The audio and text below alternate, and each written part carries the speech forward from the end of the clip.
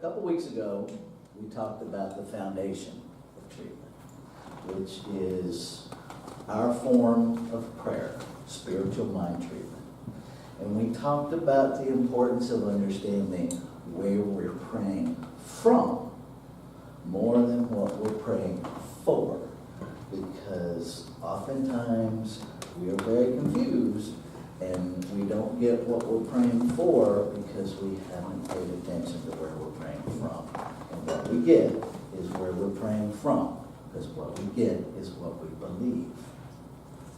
So now we're going to talk about the form and the fire, because one of the things that I know,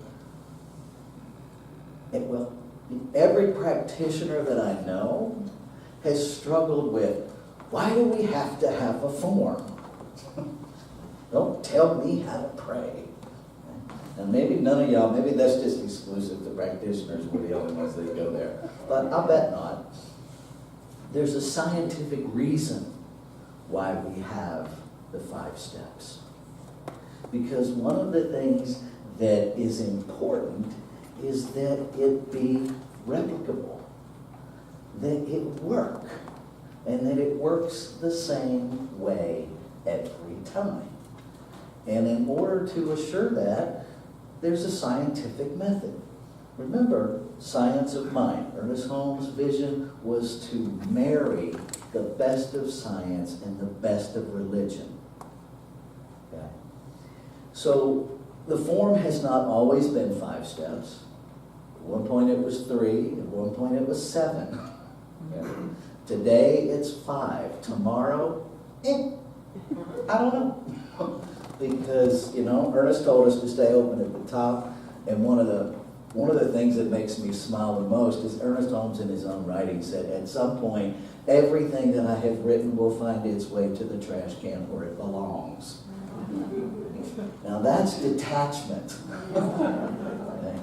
And that's really what it's about, that we keep expanding. So today it's 5 steps, tomorrow who knows.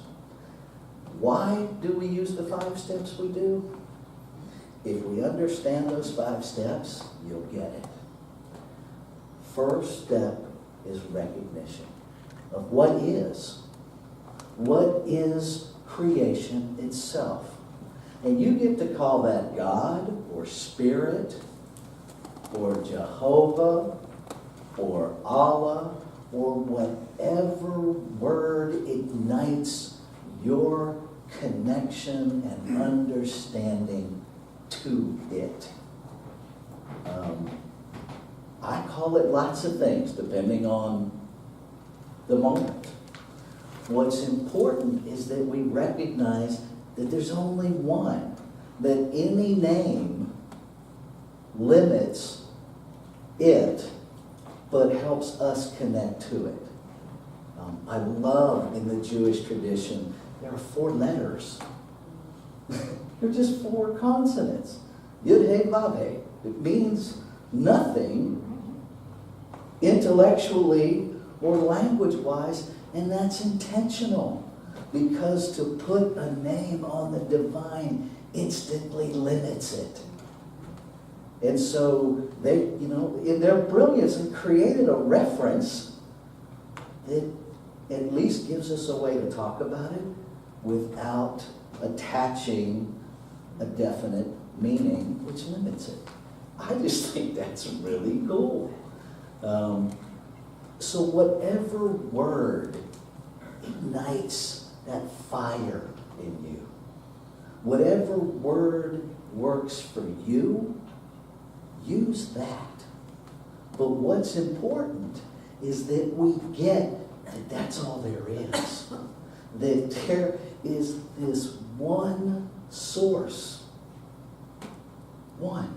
And out of it, if there's only one, it has to be the source, the actor, and the creation. Which takes us to step 2. Which in our study guides, it's called unification. And that's a misnomer because it leads us to believe that there's a process of unifying with it. No. We already are unified with it. There's no way to be separate from it because there's only one thing. It's the source, the creator, and the creation. So we can never be disconnected from it. We can think we are, and we do. I mean, Deborah and I were kind of chuckling on the way in. It's like, how do we ever wrap our little human brains around this when we live in a world of duality in form? You know, we're driving down the road, and in truth, we are simultaneously connected with every car on the road, the tires, the car, each other, the trees, the air. It's all one. But I gotta tell you, it certainly doesn't look like one. And I'm pretty sure if I don't pay attention and I bump into some of those things, it's not gonna feel like one. There's gonna be a physical impact that certainly affirms my notion of separation. So it's a both and. Okay? Because it serves no one for us to pretend like we don't struggle with this idea of separation, because we do. So let's just own it. You know, when I look at you, I see someone separate from me. That's why we call it spiritual practice, especially when folks are behaving in a way that we don't want to be connected to. You notice how it gets a little more challenging then? Oh, man, we like the phrase like-minded, don't we? Throw it away, really. Because if your world is limited to only the people who think like you, come on, you're braver than that. Maybe.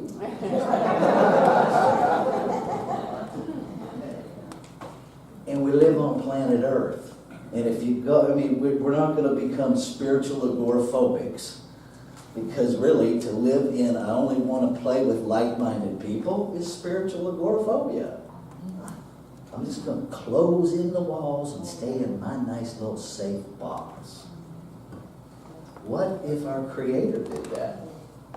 What if our creation went around and said, I like this creation, I like what I did here, I don't so much. I'm going to sustain you, I'm going to sustain you. Sorry, off you go. I don't know about you, but I'm pretty sure most of us would be in trouble. I'd be looking for something to sustain me, because I've made some less than holy choices. So how do we stand in that place of oneness? How do we stand in that place of unification? We have to start in our brain and move it to our heart. Because our brain distracts us, which is the whole point of treatment. The whole point of spiritual mind treatment is to treat those places in our mind that are confused, that are living under false pretenses. Okay? So when I know what it is, when I know that I'm that, then the third step becomes pretty easy. Because everything that it is, if I know that it is whole, perfect, and complete, and I'm that, I must be whole, perfect, and complete. If I know that source is pure love, and I am the source in form, then the very nature and essence of me must be pure love too. Everything that it is, I am.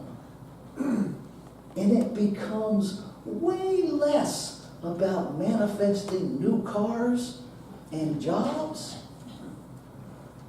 And spiritual mind treatment becomes about embodying and manifesting an expression of divinity that I have always been, that you have always been.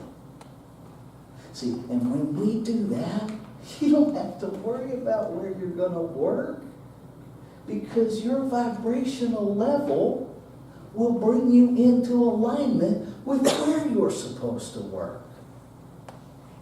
You won't have to worry about being cared for because your vibrational alignment will bring all of that into fruition, into manifestation. We have to stop treating God like a vending machine. And we're really good at selective attention and selective recall. We're not immune to that in New Thought. Okay? We don't pray beseeching. Want to bet?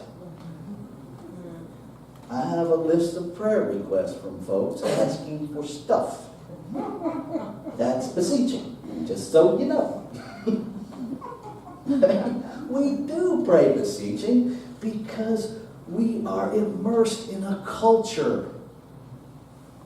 We have been raised for generations in that belief system. We cannot escape the collective consciousness, nor do we need to. What we're called to do is be about the business of healing it. And that's where the fire comes from. Okay?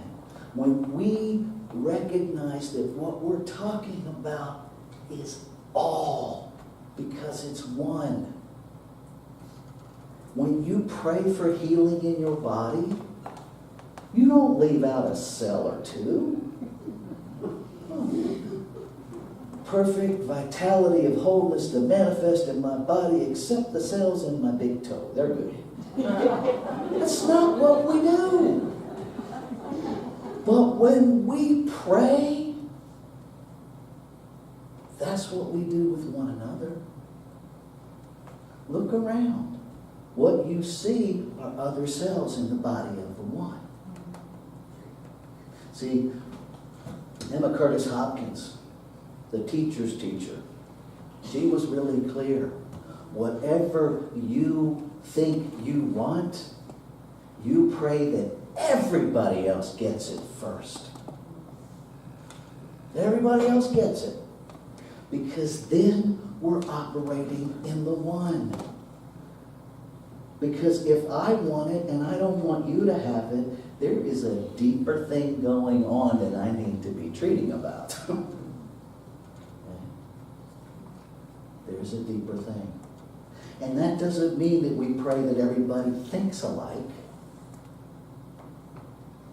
It means that we recognize the love that we are, and that every expression of creation experiences the love that they are and the love that one another is. That's creating a field of connection and love that will transcend any behavior. Doesn't mean we sign off on poor behavior. Doesn't mean we ignore poor behavior. It means we see the truth beyond it. And we stop giving our attention to the limited and we affirm the unlimited. And we manifest more of that. We need to stop praying for peace on earth and start praying to be peace on earth. Because when we pray for peace on earth, we make it somebody else's job. And all of us that are praying for peace on earth have a picture of who needs to change to make it happen.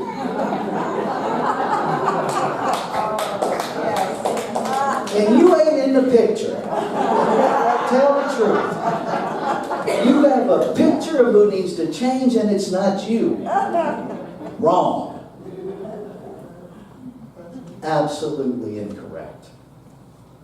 If you want peace on earth, make peace with what you're busy hating, because there is no peace in hatred. And your hatred and condemnation and judgment of what you think has to change is part of the problem. It is an unpeaceful place. We don't get to declare peace while we're being jerks. We get to, we have the capacity to be spiritual jerks. I mean, let's just tell the truth. We put on our holier-than-thou, self-righteous, I'm praying for peace because these idiots are just screwing it up.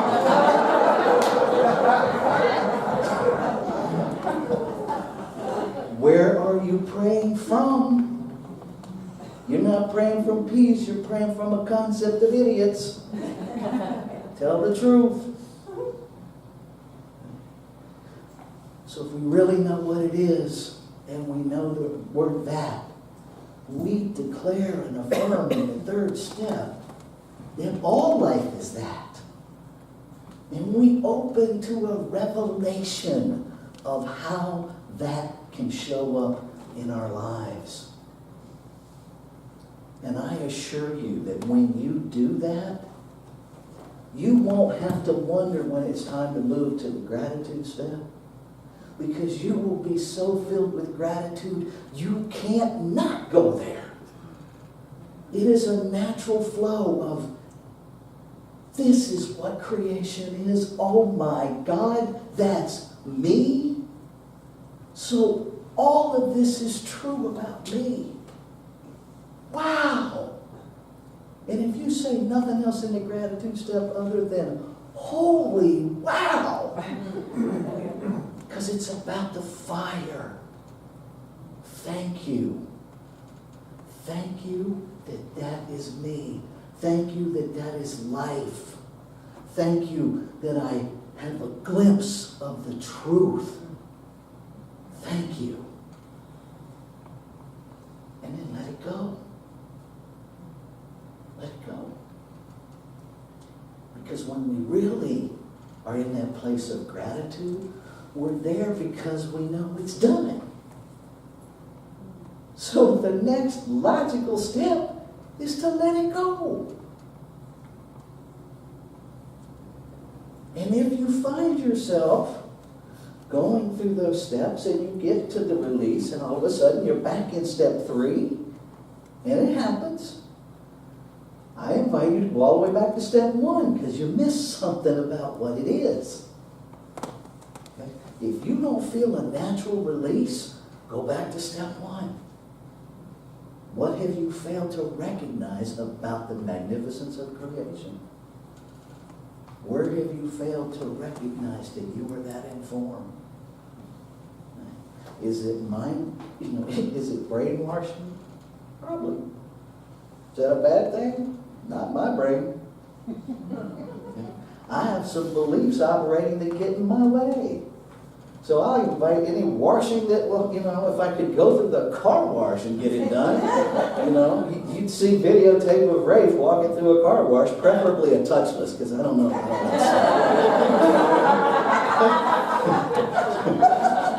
that's just saying. I just had a picture of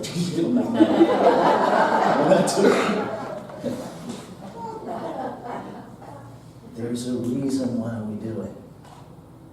If you're getting hung up in the affirmation stage, third step. Okay. Personally, I like to call it declarations and revelations. Because Ernest Holmes said there's never any healing to be done, only more God to be revealed. And so, if I'm asking for anything in that third step, I am asking for a revelation of more God as me.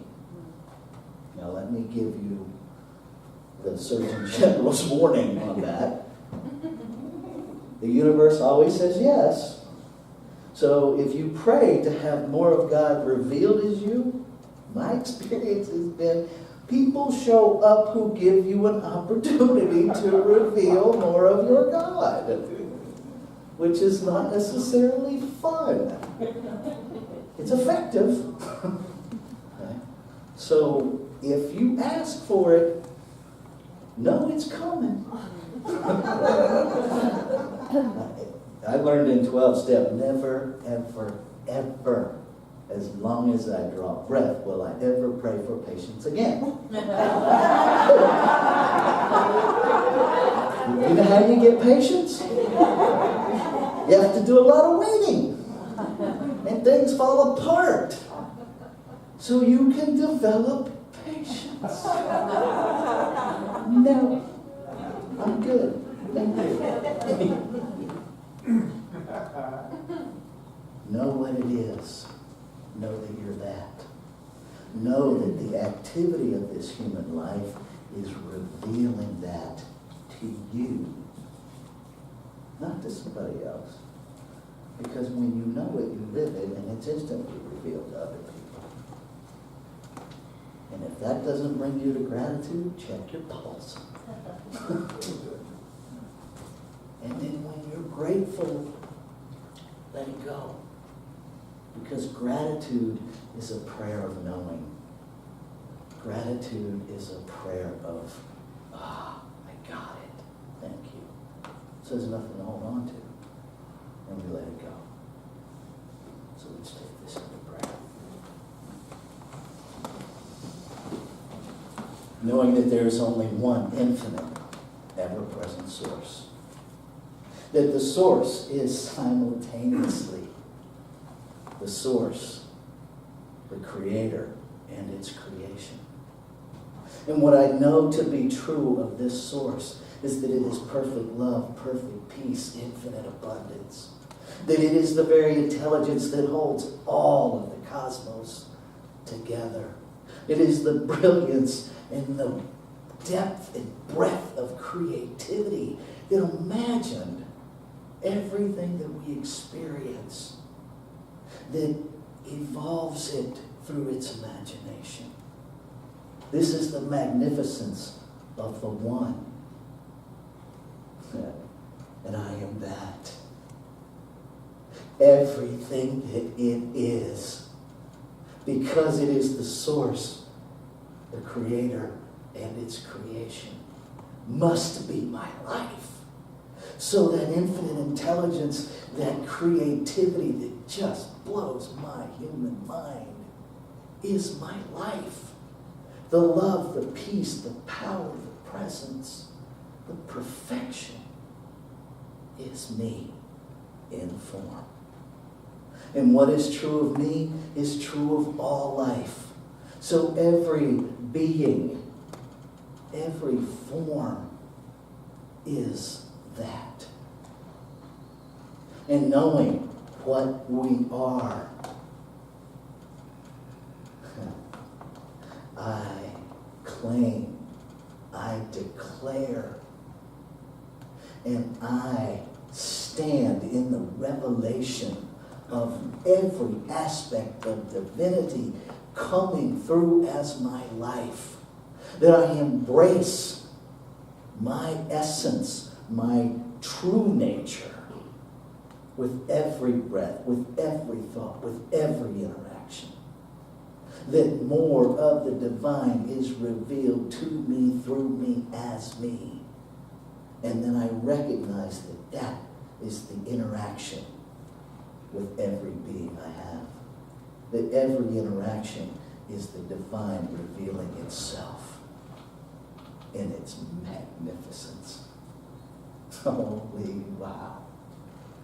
I feel my heart physically expand with the gratitude.